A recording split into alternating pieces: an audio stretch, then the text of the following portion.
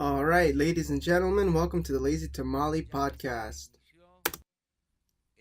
This podcast is geared toward anyone who is interested in keeping up to date on current events in Mexico and around the world, mainly the United States of Mexico and America, and news surrounding AMLO, Andrés Manuel López Obrador, current president of Mexico. In today's first, and hopefully not the last, podcast, I am going to try and clarify Mexico's stance against Venezuela. Many people have questioned the current leadership in regards to the condemnation of Maduro, or the lack thereof.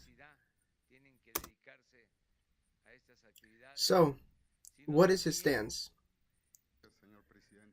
It is one of isolationism, if you are looking from the outside in, and nationalism from the inside out. It stems from the simple principle of non-intervention. What I mean by this is the Mexican administration has doubled down on their interpretation of Article 89, Section 10, and their commitment to fight against corruption nationwide.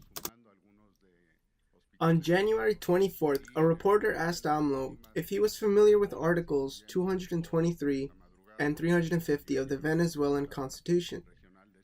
His reply was a simple no. He proceeded to highlight Article 89 of the Mexican Constitution instead. And Article 89, Section 10 of the Mexican Constitution reads, "In conducting foreign policy, the head of the executive power shall observe the following normative principles: self-determination of peoples, non-intervention, peaceful resolution of disputes, prohibition of threats or use of force in international relations, judicial equality of states, international cooperation for development, and the struggle for international peace and security." On top of Article 89, Obrador has constantly cited the main reason it is imperative to follow the Constitution now, more than ever, is to allow more focus on the internal struggles plaguing the Mexican nation.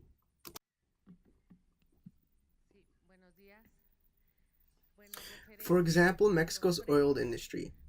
Since the campaign trail, Andrés Manuel López Obrador had promised to update the current infrastructure of PEMEX by opening up new refineries in an attempt to increase production and lower the cost to the consumer. When the current administration took office, only 2 out of the 6 refineries already up in Mexico were operational.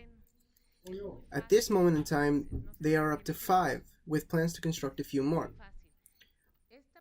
Along with the systematic corruption and failing infrastructure of PEMEX come the huachicoleros, impoverished citizens, victims of the neglect and abandonment of the previous administrations, who illegally siphoned oil from the nation's pipelines to resell in conjunction with corrupt officials and even the cartels. According to Rocío Nale, before their operations to safeguard and secure the pipelines, it was estimated that up to 50% of all oil sales in the market were illegal, painting an even grimmer picture at the level of corruption in the institution. Local authorities have been working together alongside the local communities to report any illegal activities and to establish social programs along the pipeline to deter any future theft and disasters. The current tally of the victims from the explosion in Hidalgo has risen to 109 casualties, and 40 are currently still hospitalized.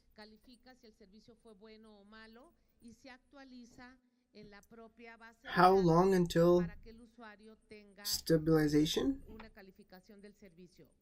It is unclear at the moment, but the administration has recently taken measures to ensure the transportation of the oil by recently purchasing 671 various oil transports, amounting to $92,189,597, with the order to be completed by the end of March. The Regulation Commission of Energy has developed 2 apps to increase transparency in the industry. It is important to note that there is no shortage in gasoline. The problem is only with transportation and the logistics of making sure it gets to the right place at the right time without being stolen. The first app is Gaso app, and it can be used to find and compare gasoline prices near the vicinity of the user, as well as the option to report any discrepancies in prices and any cases of denial of service. The second application is called Amigas, which allows stations and companies to purchase directly and securely from distributors and evaluate their services. Initial results of the operation to cleanse the oil industry have proven necessary and successful.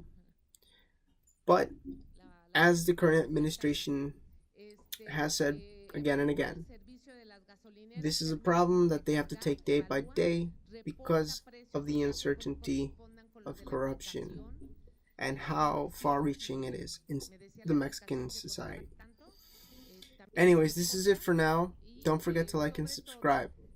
And remember, if there's anything in particular you want to talk about or you're interested in learning about Mexico, please leave a comment and I'll be sure to work on the video.